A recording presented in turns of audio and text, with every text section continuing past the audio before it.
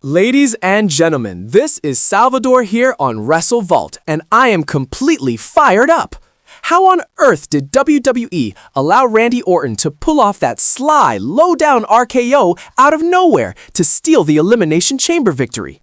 This isn't just a win, it's a flat-out robbery that has the whole wrestling world turned upside down.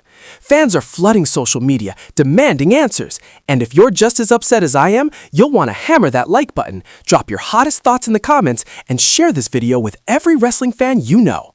Stay with me all the way to the end, because we're going deep into this jaw-dropping betrayal that books Orton a ticket to WrestleMania. And trust me, the surprises will leave you questioning everything. Okay, folks, let's go back and set the stage, because this Elimination Chamber event was supposed to be the gold standard of fairness in WWE. 6 superstars locked inside a steel structure, pods opening at random, with eliminations only happening by pinfall or submission. No outside help, no excuses, just pure raw chaos. But what we actually got? A stunning display of snake-like trickery from Randy Orton that has left superstars like Drew McIntyre, Seth Rollins, and even the rising LA Knight burning with anger. And the fans? Oh, they're boiling over. Comments are already pouring in. Orton cheated? This ruins WrestleMania. WWE is fixed. If that doesn't get your blood pumping enough to watch every moment of this breakdown, I honestly don't know what will.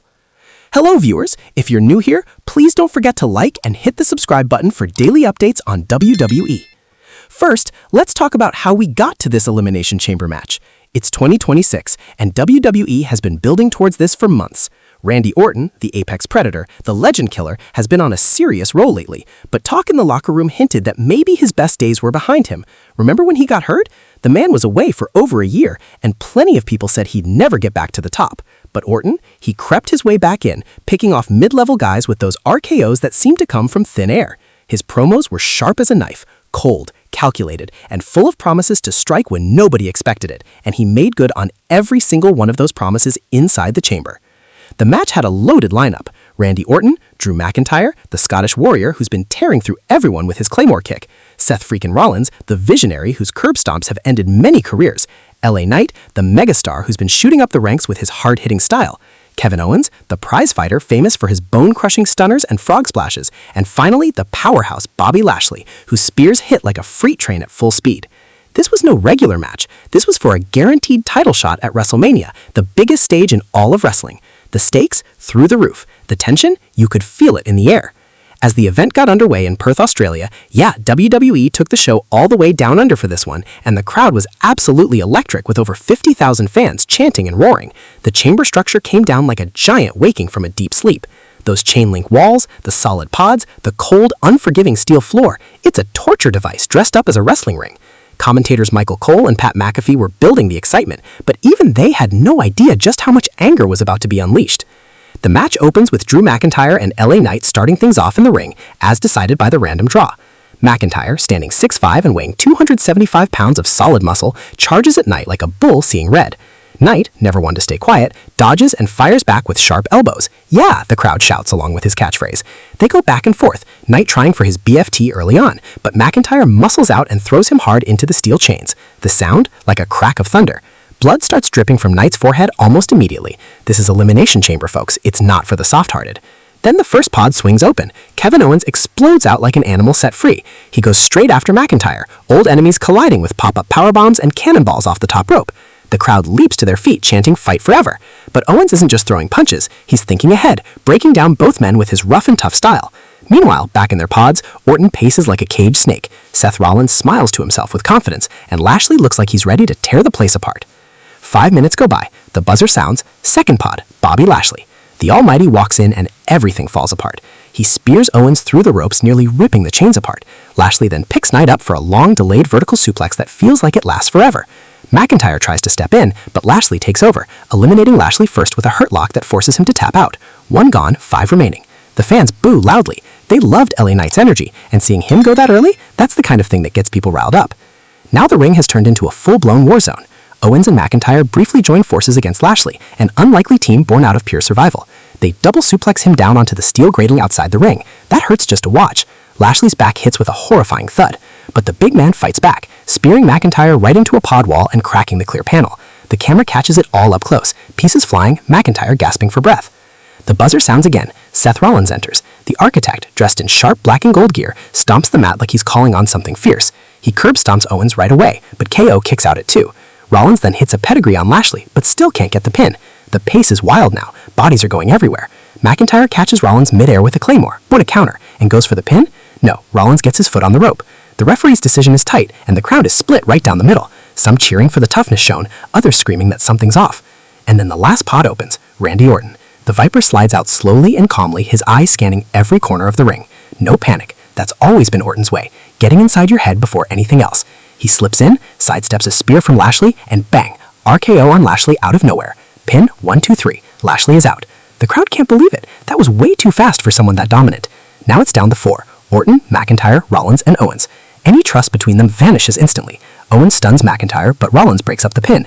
Rollins superkicks Owens, but McIntyre fires back with a claymore on Rollins. It's every man for himself now. Owens climbs up a pod for a frog splash on Orton, and misses. Orton rolls clear, and Owens lands with a painful crash.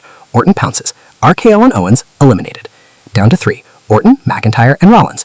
These men have deep history together, ties to Evolution, betrayals, and title feuds. Rollins and McIntyre gang up on Orton, stomping him down in the corner. The Viper is down, bleeding, looking like he might be done for. McIntyre lines up for the claymore, Rollins positions himself for the stomp, but hold on, Orton turns McIntyre's kick into a mid-air RKO. Pin on McIntyre, 1, 2, 3. The Scottish Warrior is out. Final 2, Orton versus Rollins. Old allies turned bitter rivals.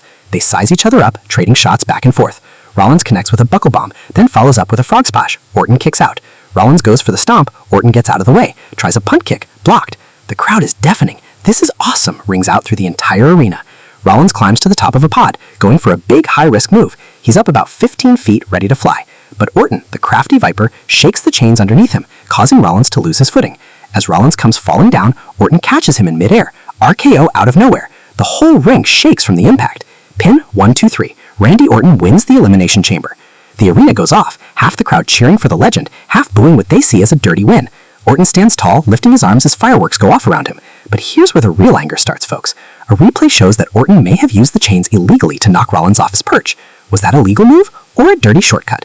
Social media catches fire instantly. Orton cheated Rollins. WWE is looking after their guy. This isn't just a win, it's a flashpoint that's splitting the fan base clean in half. But wait, there's more. In a twist that nobody saw coming, and this is straight from WrestleVault sources, footage shot after the match shows Orton leaning over to whisper something to a wrestling official just before that last pod opened. Was something planned in advance? Did Orton have inside help to make sure his pod opened last, giving him the freshest legs in the match? Rumors are spreading fast about a quiet arrangement with WWE management, possibly connected to his legacy family ties or even a quiet nod from Triple H. This only pours more fuel onto the fire. Is WrestleMania already tainted before it even begins? Will Rollins push for a rematch? The fallout from this could be massive. Let's walk through Randy Orton's journey. Going all the way back to his debut in 2002, Orton was built up as the next big thing. Son of Cowboy Bob Orton, grandson of Bob Orton Sr., wrestling runs through his blood. He joined Evolution alongside Triple H, Ric Flair, and Batista, learning every trick in the book when it came to playing mind games. Winning his first world title at just 24 made him the youngest person to ever do it. But Orton's path hasn't been clean. Suspensions for wellness policy issues, a rough reputation backstage for his attitude. Still, he always finds his way back, and now 14 world championships are attached to his name. That RKO, he created it back in 2003 as a take on the cutter, but Orton made it something else entirely. Out of nowhere isn't just a catchphrase, it's the honest truth. He's landed it on legends like The Undertaker, John Cena, and even caught Evan Bourne flying through the air. Inside the chamber, that final RKO on Rollins was picture perfect. The timing, the precision, the damage. Now fan reactions. Twitter, or X, whatever you want to call it these days, is going crazy. One fan posts, Orton winning, same old story. Rollins deserved it. Another fires back, the Viper strikes again. That's a legend for you. Even celebrities are weighing in. The Rock tweets his congratulations, but throws in a sly emote that hints at doubt. Backstage, word is that McIntyre stormed out of the building, already swearing revenge. Owens posted something vague online. Snakes always win, for now. So what does all this mean for WrestleMania? Orton is locked in for a title shot against whoever is holding the gold, whether that ends up being Roman Reigns if he holds on, or Cody Rhodes if he finally finishes his story. Picture Orton versus Reigns, two family legacies going head-to-head. Or Orton versus Rhodes, the feel of a mentor facing his student, since Orton once led Legacy with Cody by his side. But the real anger comes from how it happened. The Elimination Chamber is supposed to feel unpredictable and wide open, yet Orton's victory feels like it was arranged. Fans feel cheated out of seeing a fresh face like Knight or Rollins headline the biggest show of the year. This could spark petitions, people tuning out, or it could drive record viewership for WrestleMania just to see if things get set right.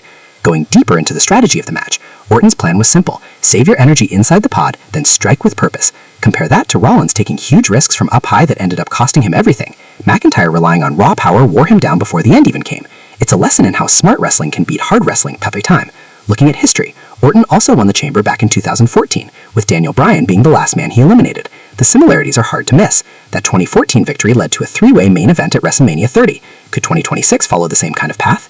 Here's another layer to this story. An inside tip from Wrestle Vault reveals that Rollins was dealing with a hidden knee injury heading into the match. WWE knew about it and still put him in. Orton quietly picked up on it during the match and worked that leg without making it obvious. Was that smart wrestling? Was it taking advantage of someone already hurt?